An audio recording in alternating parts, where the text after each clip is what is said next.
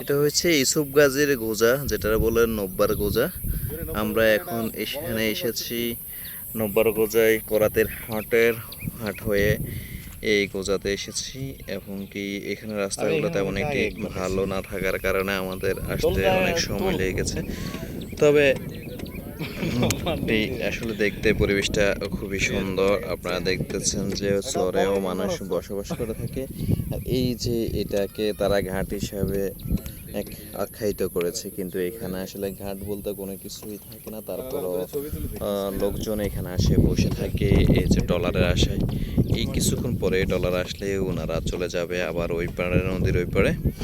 আর এই যে রাস্তাটা দিয়ে আসলে যে রাস্তাটা করা হয়েছে, এই রাস্তাটা দিয়ে এদিকের মানুষও নদীর ওই পারে যাতায়াত করে থাকে এখান দিয়ে। তবে এখন যে পরিবেশ, একদম বাতাস খুবই ভালো লাগে। আবার ওই দিকেও আপনারা হয়তো ভালোভাবে দেখতে পারতেছেন না যে ওই পাশে এই যে দেখেন ওনারা ওইখানে বসে আছে এই পাড়ে আসার জন্য। নৌকা আসলে ঘুরে যেতে হয়, সামনে পানি সংকট থাকার কারণে যদিও দেখা যায় যে পানি আছে, তারপরে আসলে অত বেশি না থাকার কারণে নৌকা বা ট্রলার একদম ওই পাড় দিয়ে ঘুরে যায়, তাই একটু সময় লাগে।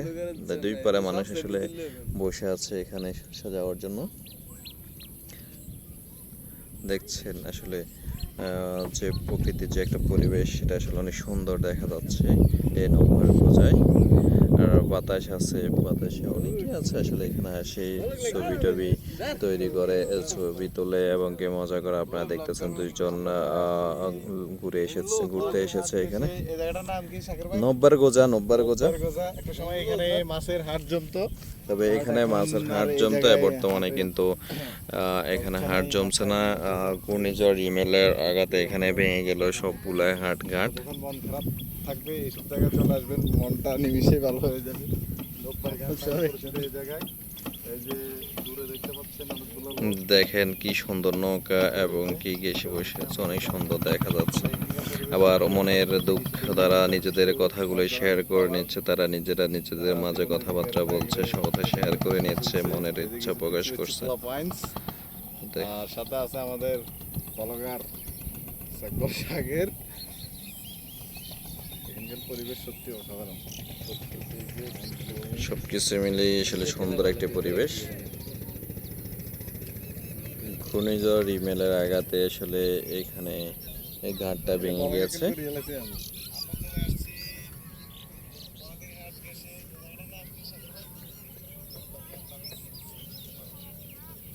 কাটে দিছ